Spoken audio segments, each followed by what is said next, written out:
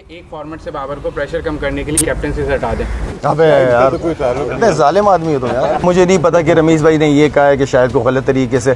यार ये जब कोई नया आता है तो वो पिछले पे इल्ज़ामात लगाना शुरू कर देता है। अल्लाह ने मुझे इतना बड़ा दिल दिया हुआ है, अगर मैं कोई गलती करता हूँ तो उसकी मानने की हिम्मत है मेरे अंदर। मैं ब्लेम गेम नहीं खेलता, मेरी आदत नहीं है किसी पे इल्ज़ामात लगाने की। ऐसी बात नहीं कि पाकिस्तान में पिचेस नहीं बन सकती, बिल्कुल बन सकती हैं अगर बनाने दिया जाए तो। 70 ओवर कर रहे हैं स्पिनर, उनकी उंगलियां खत्म हो जाएंगी। फास्ट बॉलर है वो, इस ऐसी पिचों पे जब जान लगाएंगे इंजरीज होना शुरू हो जाएंगी। सबसे बड़ा जो प्रॉब्लम मैं समझता हूँ कम्युनिकेशन गैप की जो है वो मुझे बहुत नजर आया है। प्लेयर्स के साथ जब मैंने इंडिविजुअल 1-to-1 बात करना शुरू की तो मुझे बहुत सारी प्रॉब्लम्स नजर आई। हारिस सुहेल और फ़खर जमान के साथ हमने डायरेक्ट कांटेक्ट किया कि हमें ये बातें पता चल रही हैं आपके मुतालिक, अगर आप फिट हैं तो हम खुद आ रहे हैं आपका टेस्ट लेने। तो हमने टेस्ट लिया उनका, अल्हम्दुलिल्लाह वो डिज़र्व करते हैं।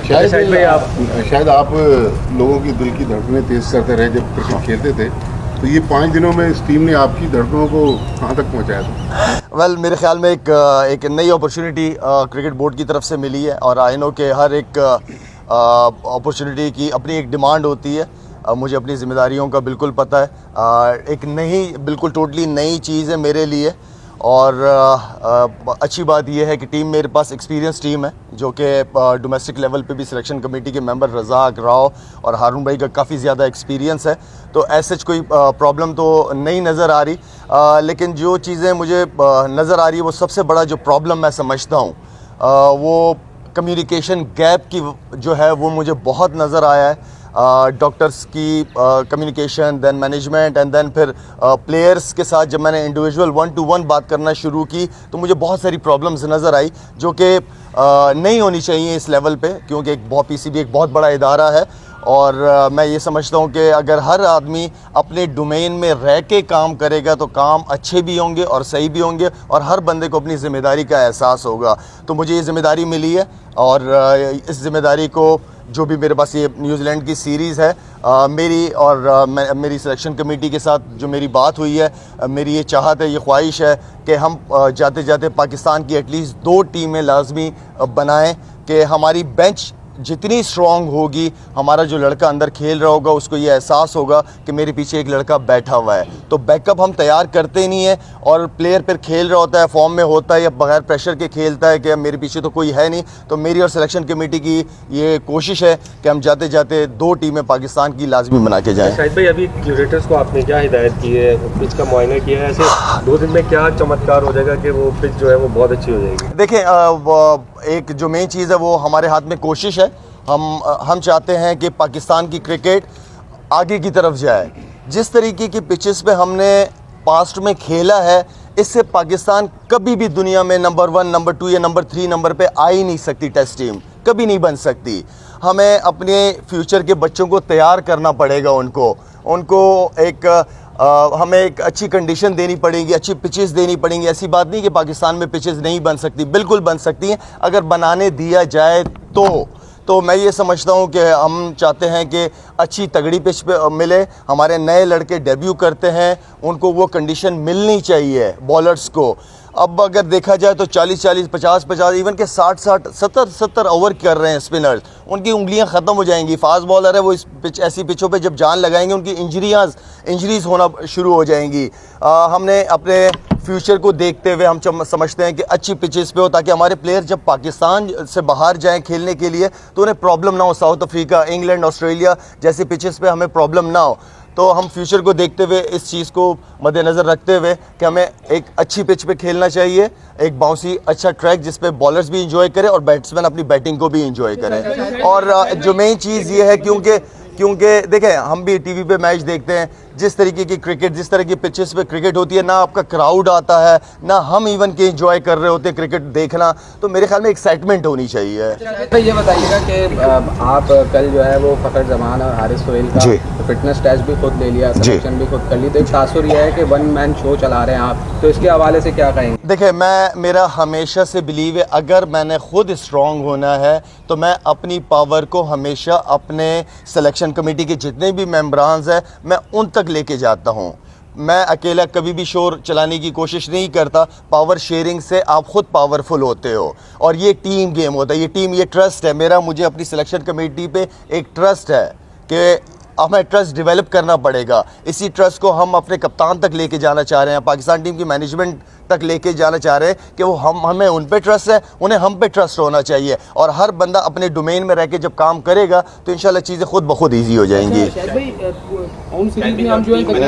जो आप लोगों ने सिलेक्शन के फ़खर का और उसका कहा, जो मैंने आप लोगों को शुरू में बात की है कि कम्युनिकेशन गैप की वजह से मैं खुद 1-to-1 या सिलेक्शन कमेटी ने हमें कहा हमें कि 1-to-1 प्लेयर्स के साथ रब्ता होना चाहिए, तो इसलिए हारिस सुहेल और फ़खर ज़मान के साथ हमने डायरेक्ट कांटेक्ट किया कि हमें ये बातें पता चल रही हैं आपके मुतालिक, अगर आप फिट हैं तो हम खुद आ रहे हैं आपका टेस्ट लेने। तो हमने टेस्ट लिया उनका, अल्हम्दुलिल्लाह वो डिज़र्व करते हैं, उन्होंने पास में बड़ी अच्छी परफॉर्मेंस। हारिस सुहेल की अगर मैं बात करूं तो आउटस्टैंडिंग परफॉर्मेंसेस रही हैं उसकी, 46-45 की उसकी ODIs की एवरेज है पे, 54 डोमेस्टिक क्रिकेट, यूटिलिटी क्रिकेटर है, स्पिन करता है साथ में बॉलिंग। तो ऐसे प्लेयर को हमें बिल्कुल इग्नोर नहीं करना चाहिए। अगर शर्जील खान भी वापस आए तो उसकी अच्छी परफॉर्मेंसेस की वजह से होता ये है कि हम एक प्लेयर को डेवलप कर देते हैं एंड देन फिर भूल जाते हैं उसको, फिर नए की बात करते हैं कि नया टैलेंट। हमने अगर किसी प्लेयर पे इतना इन्वेस्ट किया है तो वो प्लेयर को, ठीक है, वो जाएं डोमेस्टिक क्रिकेट में, अपनी अच्छी परफॉर्मेंसेस करें, अपने फिटनेस लेवल का ख्याल रखें और वो बिल्कुल वापस आएंगे। आपने अभी बात की कि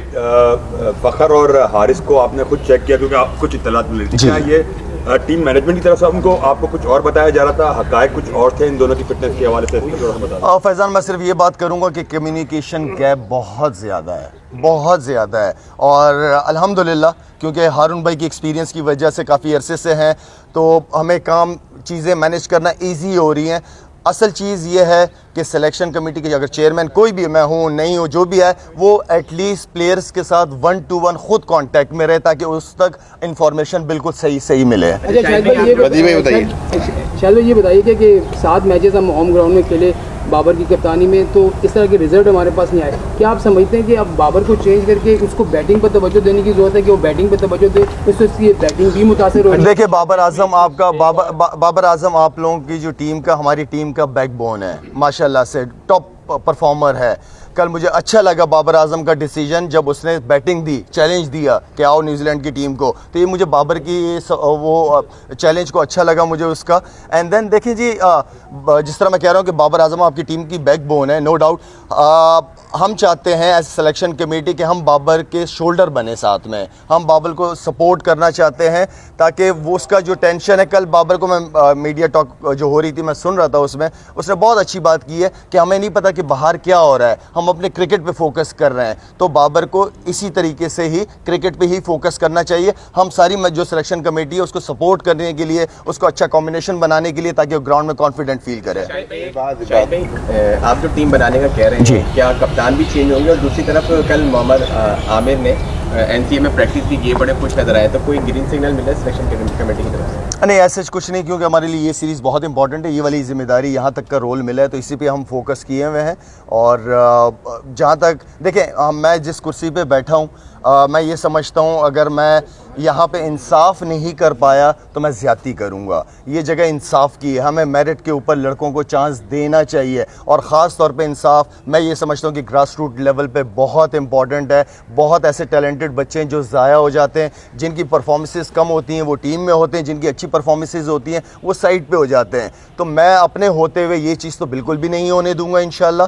और बाकी है कि कल हम और हेड कोच एंड देन कप्तान कल आएंगे, ग्राउंड आएंगे, पिच देखेंगे, सारी चीज़, एंड देन फिर उसके बाद हम टीम डिस्कस करेंगे। आप सवाल ये ले लें कि हम सब यही कह रहे थे कि एक फॉर्मेट से बाबर को प्रेशर कम करने के लिए हटा दे, तो जो जब तक आप लोग हैं, क्या ये फैसला होगा या अभी आपने ऐसा कोई फैसला नहीं करना? नहीं, मैं समझा नहीं आपका सवाल।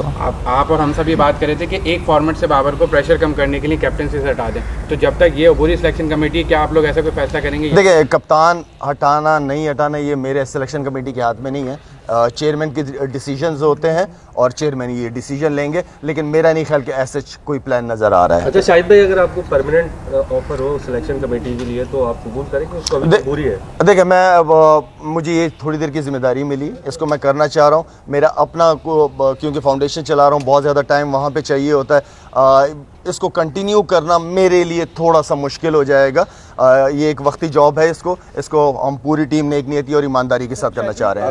रमीज़ राजा ने पिछले दिनों कहा है कि सारे जो स्पोर्ट्स जर्नलिस्ट हैं वो सारे माफिया हैं और करप्ट हैं, और साथ में आप लोगों ने कहा है कि जो लोग आए ये सारे ठग हैं, नजर सिटी और उनके ठग आए हैं और उन ठगों को लाने के लिए जो है वो आयन में तब्दीली की गई है। क्या कहेंगे सर? देखें, किसने, रमीज़ भाई ने क्या कहा, दूसरे ने क्या कहा, तीसरे ने क्या कहा, मेरे ख्याल में मैं अगर अपने ही दायरे में रह के काम को करूं और उसका रिज़ल्ट दूं, अल्हम्दुलिल्लाह अल्लाह ने मुझे इतना बड़ा दिल दिया हुआ है। अगर मैं कोई गलती करता हूं तो उसकी मानने की हिम्मत है मेरे अंदर, इतनी ताकत है कि मैं फ़रिश्ता तो हूँ नहीं, इंसान हूँ, गलतियाँ हर एक से होती हैं, तो वो गलती की ताकत, उसको कबूल करने की ताकत मेरे अंदर है। शायद आखिरी सवाल ये कि जो मैं ब्लेम गेम नहीं खेलता, मेरी आदत नहीं है किसी पे इल्ज़ामात लगाने की। 11 जो बनेगी टेस्ट मैच की, इन्हीं प्रोबेबल्स से बनेगी या कुछ बाहर से प्लेयर आएगा?